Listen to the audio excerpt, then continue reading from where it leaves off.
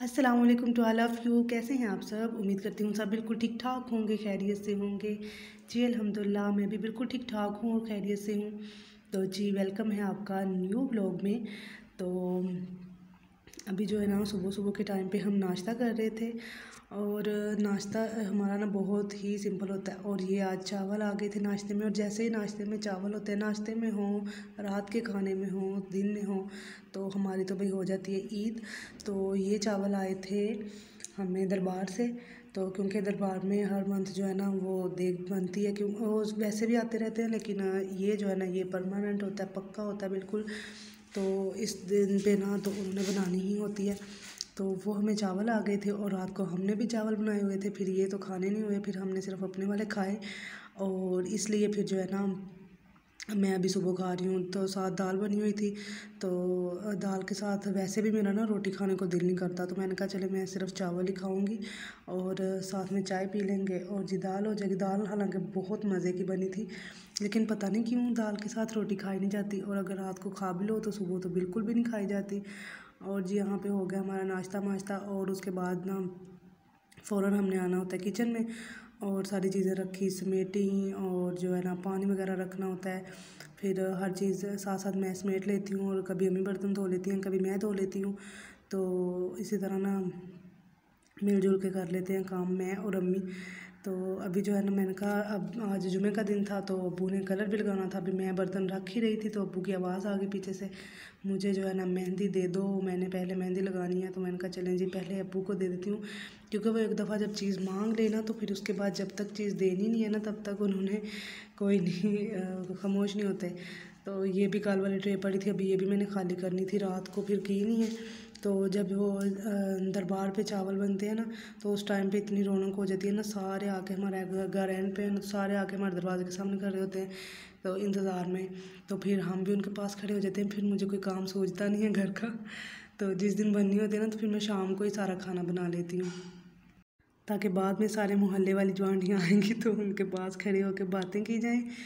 तो जी उसके बाद ना दोपहर का टाइम हो गया था और मुझे इतनी ज़बरदस्त भूख लगी हुई थी।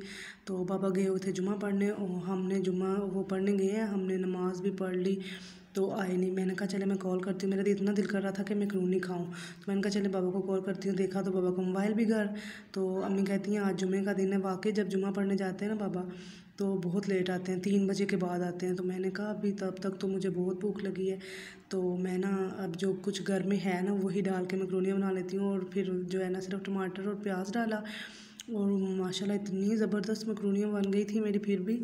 तो हालांकि ये फ़र्स्ट टाइम है कि गोश्त के बाद बगैर हमने जो है ना मैक्रोनी बनाई थी, लेकिन अल्हम्दुलिल्लाह बड़ी ज़बरदस्त बन गई थी। तो मसाला वगैरह डाल लिया था ना तो टेस्ट इसमें अच्छा आ जाता है। वैसे भी ना मैक्रोनी का जो अपना टेस्ट है ना, मैक्रोनी बहुत ज़बरदस्त होती है अगर इसको सही तरह गला के बनाया जाए। तो भाई मैंने तो बनाते साथ ही गरम गरम खाई, और जो है ना फिर जब भूख लगी होती है ना तो फिर वेट नहीं होता कि अब वेट किया जाए। और यहाँ पे मैं और अम्मी खा रही हैं, तो हम ना साथ में बोतल लेके खा रही हैं, क्योंकि जो है ना अब्बू आएंगे तो फिर हम चाय बनाएंगे। अगर चाय हम बना लेते ना तो फिर उनके लिए ठंडी हो जानी थी, या फिर हम वैसे बनाते ही नहीं हैं। तो अम्मी कहते हैं चलो हम ना बोतल पी लेते हैं साथ, और साथ साथ मैक्रोनी खाते हैं। और सिर्फ इसमें प्याज और टमाटर और हरी मिर्च डाली थी, लेकिन इतनी ज़बरदस्त मैक्रोनी बन गई थी। तो मैंने कहा चलें जी सही है। मैं कभी ना गोश्त के बगैर हम बनाते नहीं हैं। अम्मी कह रही थी ना बनाओ, मैंने कहा नहीं जी मुझे तो भूख लगी है और रोटी मैंने खानी नहीं है, तो इस वजह से मैं जो हूँ ना मैक्रोनी ज़रूर बनाऊँगी। तो बेशक गोश्त के बगैर, मैंने कहा मैं बनाती हूँ ना तो आप खा के देखना कि गोश्त के बगैर अच्छी बनी है या नहीं बनी। तो कह रही थी हाँ वाकई में ज़बरदस्त बनी है। मैंने कहा चलें जी बस ठीक है, फिर ज़बरदस्त बन गई है, इतना ही काफ़ी है। तो उसके बाद फिर जब बाबा आए ना तो तकरीबन 3 साढ़े 3 तक तो आए होंगे। तो उसके बाद फिर मुझे बोल रहे थे फ़ौरन चाय बना लो। मैंने कहा चले जी सही है। तो उतनी देर में ना बच्चे भी ट्यूशन वाले आ चुके थे, तो लेकिन चाय तो मैंने पीनी थी, अगर चाय ना पीती तो फिर वो और हो जाता है मसला। तो इस वजह से तो बाबा को अभी हमने दी है मैक्रोनियाँ और साथ में चाय। वो वैसे भी ना चाय के साथ खुश होते हैं, चाय अकेली नहीं पसंद करते। तो इस वजह से ना उन्होंने चाय के साथ ही खा ली, उन्होंने बोतल मांगी नहीं है। तो हमने कहा चलें जी सही है, साथ साथ चाय बना लेते हैं और साथ साथ रियो एंजॉय करते हैं, क्योंकि हमारी मकरूनियाँ तो जो है ना वो तकरीबन हज़म हो चुकी थी। और कोई चीज़ ना हो ना तो बनती भी थोड़ी सी है, हालांकि मैंने कितनी बनाई थी लेकिन थोड़ी थोड़ी बनी है हमारे लिए, बस चस्का ही लगा है। और जी उसके बाद अब्बू को आ गई कॉल किसी की कि हमें जी ना आप दें चने 1-2 दर्जन बना 2 दर्जन थी शायद, यहाँ 25 पीस थे। तो कहते हैं कि हमें दें जी।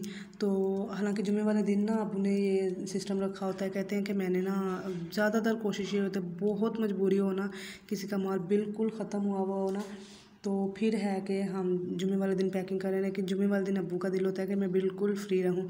तो हमने कहा चलें जी, अब वो उन्होंने बोला कि हमारे तो बिल्कुल ख़त्म हो गया, इसलिए फिर उनको पैक कर दिए। तो पैक करके अब्बू चले गए और उसके बाद बच्चे भी चले गए थे और अम्मी बना रही थी रोटियाँ। तो मैंने कहा चलें जी, मैं आपकी थोड़ी सी हेल्प कर देती हूँ रोटियाँ बनाने में।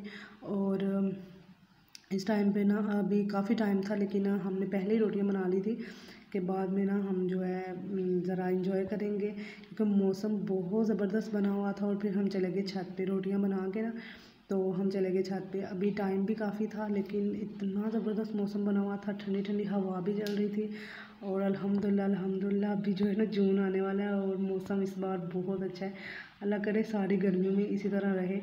तो ज़बरदस्त मौसम है माशाल्लाह से, अल्हम्दुलिल्लाह, अल्लाह का लाख लाख शुक्र है। और ये देखें आप, इतने ज़्यादा बादल बने हुए हैं, इस साइड पे तो बहुत ही ज़्यादा थे। उस साइड पे ऐसा लग रहा था जैसे अभी टाइम काफ़ी है, और इस साइड पे ऐसा लग रहा है जैसे रात हो चुकी है। बहुत ज़्यादा बादल बने हुए थे। लेकिन ये है कि अभी मैं बाद में वॉइस ओवर कर रही हूँ 1-2 दिन के बाद, लेकिन बारिश उस तरह की नहीं आई थी, बारिश कम ही आई थी।